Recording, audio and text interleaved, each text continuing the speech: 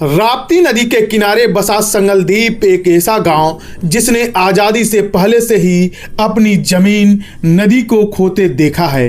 पीढ़ियों से लोग अपने आशियाने बनाते हैं और नदी उन्हें बार बार निगल जाती है। लोग 6-7 बार अपना घर, अपनी जमीन, अपने सपने नदी को दे चुके हैं। हर बार नया आशियाना बनाया, हर बार नदी ने उसे छीन लिया। इस बार भी लहरें बेरहम हैं।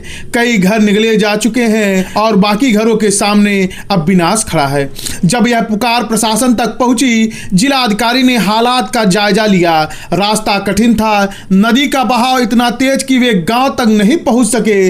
अमरिया पंचायत में खड़े होकर उन्होंने ग्रामीणों से सुना, उनकी पीड़ा देखी और एक टीम गठित की।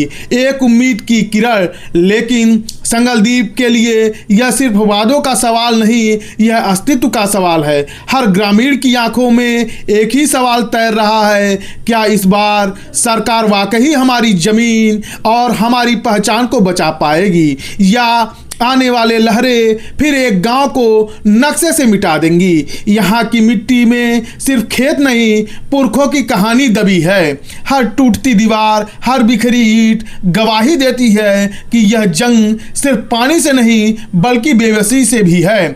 संगलदीप की पुकार गूंज रही है, इंसानियत और उम्मीद की ये आखिरी जंग कौन जीतेगा? क्या हम मिलकर इस गांव का भविष्य लिख पाएंगे, या इतिहास इसे एक और खोया हुआ नाम बना देगा?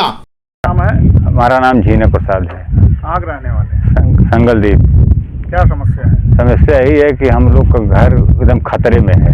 यही अगर हाल रह गया तो मेरा घर भी नहीं रहेगा और पूरा गांव रहेगा। धीरे धीरे सब खत्म हो जाएगा नदी से कट करके। कौन सा घर है? यही है बगल में, हम नाव पर हैं। नाव पे बैठे हैं जी। और घर कौन सा आपका है? घर यही है बगल में। बगल में? हाँ। तो इस समय चारों तरफ पानी आ गया। हाँ। क्या समस्या आ रही है? अरे समस्या बहुत है, आने जाने की दिक्कत है, नहीं हम लोग निकल पाते हैं कहीं। अगर कोई तबीयत खराब हो जाए तो मर जाएगा यहाँ, दवा भी ना। नाव की तो व्यवस्था हो गई है। नाव की व्यवस्था हो गई तो अगर बंधा होता तो हाल नहीं होता। नाव से क्या होगा? नाव कब तक यहाँ बैठेगी, हम लोग को रखाएगी? क्या नाम है भैया? क्या समस्या है? हमारा नाम शैलेश यादव, कहाँ के रहने वाले? ग्राम संगलदीप, पोस्ट बैरवा। हमारा समस्या यही है कि कटान से सब मकान नदी में विलीप हो रहे हैं, और यही समस्या अगर रह गई 2-4 साल तक तो पूरा गांव विलीप हो जाएगा। और ये कटान से पूरा गांव पीड़ित है। एक घर नहीं, हम लोग का मकान और ये ज़मीन भी, खेत भी सब नदी में विलीप हो चुका है। और ऐसा रह गया, और यहाँ नाव के द्वारा ही आना जाना सबका है।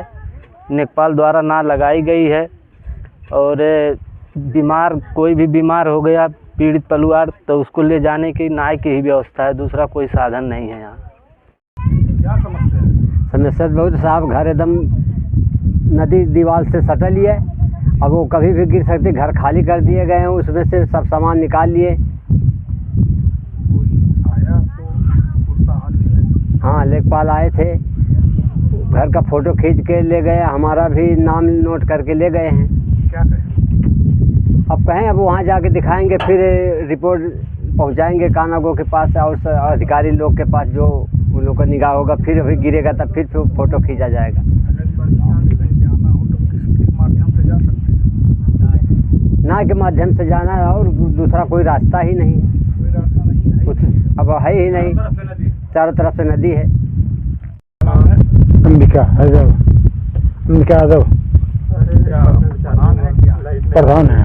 तो क्या समस्या है? और समस्या यह है साहब कि यहाँ कटान से बहुत लोग विलुप्त हैं, और लेखपाल साहब नाव का व्यवस्था कर दिए हैं सब।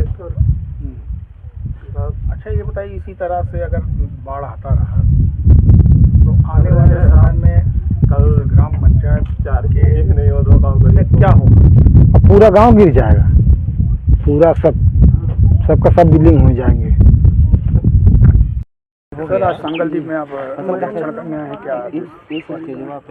देखिए, जो लगातार जनपद में 2-3 दिन से बारिश हो रही है, और संगलदीप ये गांव है जो नौगढ़ तहसील में पड़ती है।